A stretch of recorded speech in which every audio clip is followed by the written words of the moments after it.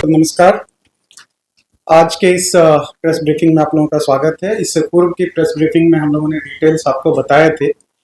अभी मतदान समाप्ति के 48 घंटे पूर्व से संबंधित ये प्रेस ब्रीफिंग है, जिसके अंतर्गत आप सभी लोगों को पता है कि मतदान समाप्ति के 48 घंटे पूर्व जितने भी सभा, रैली या जुलूस होती है उस पर जो है इत्यादि पे रोक रहेगी। आप सब लोग को ये पता है। दूसरी चीज है कि 48 घंटे पूर्व से लाउड स्पीकर के प्रयोग पे भी जो है कंप्लीट बैन होता है, और 48 घंटे पूर्व सभी राजनीतिक प्रचारक, कार्यकर्ता जो उस विधानसभा निर्वाचन क्षेत्र के निर्वाचक नहीं है, निर्वाचन क्षेत्र से उन्हें बाहर जाना होगा। एक और इम्पोर्टेंट चीज जो बतानी है, चूंकि ये साइलेंट पीरियड रहेगा और इस साइलेंट पीरियड में जो है जो गाड़ियां पहले से दी गई हैं वो गाड़ियां अब साइलेंट पीरियड में जो है उसका उनको फिर से परमिशन लेना होगा इलेक्शन के दिन के लिए। 3 गाड़ियों का परमिशन रहेगा, एक तो जो अभ्यर्थी हैं उनके लिए, एक उनके इलेक्शन एजेंट के लिए और एक तीसरा उनके वर्कर्स के लिए। बट एक जो महत्वपूर्ण चीज उसमें ध्यान रखना है कि किसी भी एक वाहन में कुल मिला के ड्राइवर सहित 5 ही लोग हो सकते हैं, और ये इलेक्शन दिन के लिए मैं बता रहा हूँ। और इनका स्पेशल परमिशन फिर से सिंगल विंडो से लेना पड़ेगा आरओ के माध्यम से उनको। जो दूसरी और महत्वपूर्ण बात है कि ये 5 लोग होंगे इंक्लूडिंग ड्राइवर। एंड तीसरी बात कि जो अभ्यर्थी के लिए दी जा रही है वाहन या जो इलेक्शन एजेंट के लिए दी जा रही है वाहन, उसमें अभ्यर्थी या इलेक्शन एजेंट ही ट्रेवल करेंगे। हाँ, उनके साथ उनके साथ कोई हो सकते हैं तो हो सकते हैं वर्कर, बट वो जो 5 का नंबर है इंक्लूडिंग ड्राइवर वो भी जो है एप्लीकेबल रहेगा।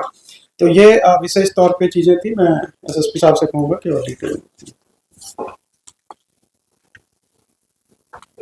जैसा कि सर ने बताया कि जो प्रचार का समय है वो खत्म हो गया है और प्रचार अब रुक जाना है। कहीं पे अगर कोई प्रचार करे तो उस पर कांड दर्ज करके अग्रतर कार्रवाई की जाएगी। इलेक्शन डिक्लेयर होने के बाद अभी तक में 4 हथियार और 21 कार्ट्रिज पकड़ाए हैं। इसके अतिरिक्त जो विभिन्न नाका वगैरह लगे हुए थे, इसमें अभी तक 38 लाख रुपए कैश सीज किया गया है और करीब 4000 लीटर के आसपास में शराब रिकवर किया गया है। जो लाइसेंस आम थे उनका सत्यापन कराया गया है और इसमें से 5 कैंसिल कराए गए हैं, करीब 1100 के आसपास डिपॉजिट कराए गए हैं और कुछ को एग्जेम्प्ट किया गया है। अभी तक जो मॉडल कोड ऑफ कंडक्ट का वायोलेशन है उसके 5 केसेस दर्ज हुए हैं और आप लोग अवगत हैं कि ये जो साइलेंट पीरियड शुरू हो गया है इसमें विशेष चौकसी बरती जाएगी और जगह जगहों पर चेकिंग करके गाड़ियों की चेकिंग भी की जाएगी और वैसे लोग जो इस क्षेत्र के नहीं है उनको इस जगह से खाली भी कराया जाएगा। अक्सर ऐसा रहता है कि रात में इन्फ्लुएंस करने के लिए अगर कोई निकलते हैं तो उसके लिए भी पुलिस की चौकसी रहेगी और विभिन्न जगहों पर लोगों से चेकिंग, गाड़ियों की चेकिंग कराई जाएगी और पूछताछ वगैरह कराया जाएगा। और 30 तारीख को बहुत ही शांतिपूर्ण ढंग से फोर्स की मौजूदगी में इलेक्शन करवा लिया जाएगा। अभी बांकीपुर विधानसभा उपचुनाव 2026 के अवसर पर दिनांक 30 जुलाई को संध्या 6 बजे मतदान समाप्ति के बाद ईवीएम, वीवीपैट जमा करने की कार्रवाई एएन कॉलेज स्थित वज्रगृह में की जाएगी। इस प्रक्रिया को सुगम बनाने के लिए एक विशेष यातायात प्लान को जारी किया गया है।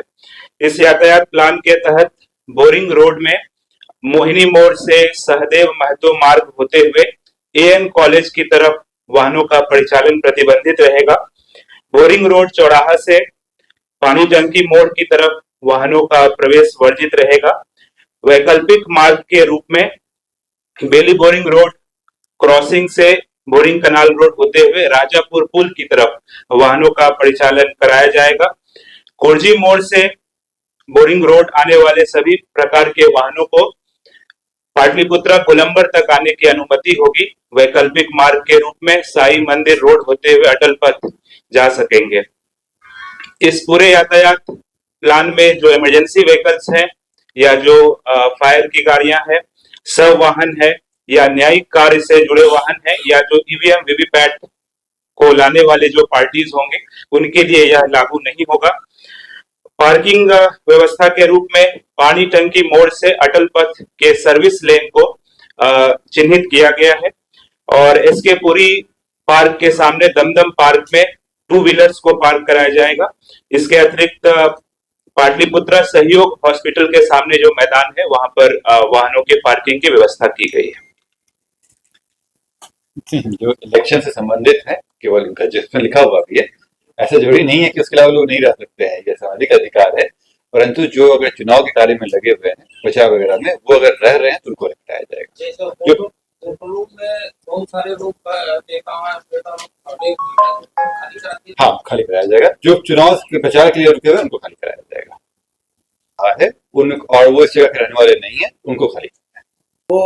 जैसा आपको पिछली बार भी आपने देखा होगा कि मोबाइल को रखने के लिए मोबाइल होल्डर्स वहाँ पे हैं, वो ये व्यवस्था इस बार भी रहेगी, ताकि मोबाइल को आप वहाँ पे रख सकते हैं और फिर जब आप वोटिंग कर लें उसके बाद ले सकते हैं। Thank you. इसमें जिस मैंने आपको बताया कि कई प्रक्रिया में सबसे रहता है और कई लोगों से बॉन्ड डाउन कराया जाता है, कुछ लोग सीसीए कराया जाता है। जो बॉन्ड डाउन का कार्य है वो काफी लोगों पे कराया जा चुका है, करीब 2000 के आसपास लोगों को बॉन्ड डाउन कराया गया है। सीसीए कुछ प्रक्रिया अभी चल रही है और सीसीए 3 के तहत प्रस्ताव भेजे गए थे, उसमें अभी कार्य चल रहा है। और कल जो मूवमेंट वगैरह रहेगा उसके हिसाब से हम लोग तैयारी किए हुए हैं और जरूरत पड़ने पर कुछ लोगों को प्रिवेंटिव अरेस्ट भी किया जाएगा। हाँ, जैसे आप लोग अवगत हैं कि जो हम लोगों को केंद्रीय अर्धसैनिक बल जो मिले हैं सीएपीएफ, वो 14 कंपनियां मिली हैं। इन सभी को बूथ में डिप्लॉय किया जा रहा है। इसके अतिरिक्त जहाँ पे एक बिल्डिंग में ज्यादा बूथ है उसमें जो जिला बल है वो भी लगाया जा रहा है। उसमें क्यू लगाने के लिए, मतलब कतार लगाने के लिए होमगार्ड्स की व्यवस्था की गई है। इसके अतिरिक्त सेक्टर और जोन बांटे गए हैं कि जहां पे भी कुछ घटना हो तो वो लोग पहले रिस्पॉन्ड कर सकें। इसके अलावा भी विभिन्न चौक चौराहों पर और विभिन्न बिल्डिंग से क्लस्टर पे पुलिस की प्रतिनियुक्ति की जाएगी, जो विधि व्यवस्था को बना के रखेंगी और कोई भी आपराधिक घटना होने से रोकेंगे। ठीक हो, ये मालूम होगा कि जीविका दीदी रूरल एरियाज में ही सिर्फ होती है, यहाँ पे एनयूएलएम की सिर्फ सीआरपीज थी, ठीक है ना। तो जो विभाग से सीओ सब से निर्देश है उसका अनुपालन किया जाए।